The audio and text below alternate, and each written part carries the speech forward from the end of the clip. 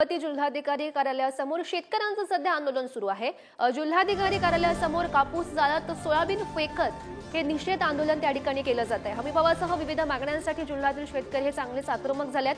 नाफेडमधील soybean खरेदीतील जाचकटी शिथिल करण्याची मागणी हे शेतकरी करतात आणि या आंदोलनादरम्यान राज्य आणि केंद्र सरकार विरोधात जोरदार घोषणाबाजी सुद्धा केली जाते आणि त्यावेळी ही दृश्य शेतकरी एकता जिंदाबाद।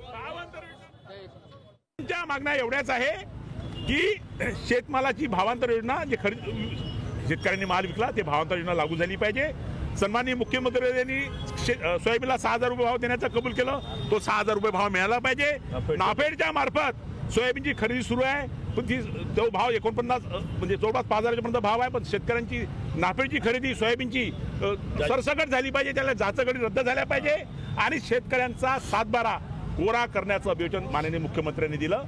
ज्या गोष्टीचे आश्वासनं दिले आणि ज्या गोष्टीसाठी आंदोलनं केली त्यांच्या आंदोलनामध्ये त्यांनीच म्हटलं होतं की सोयाबीनला 6000 रुपये भाव मिळाला पाहिजे, त्यांनीच म्हटलं होतं कापसाला 10,000चा भाव मिळाला पाहिजे, त्यांनीच म्हटलं होतं की भावांतर योजना लागू झाली पाहिजे। आज त्यांचं सरकार आलं आहे आणि ते म्हणतील देतो करू पाहू वगैरे चालणार नाही, कारण नवीन सरकार आलं आहे, बंपर मतांनी आलेलं आहे, भरपूर बहुमत आहे, त्यांना आता कोणाची साथ पाहिजे नाही आहे आणि विदर्भाच्या भूमीवरती आज ते आलेले आहे।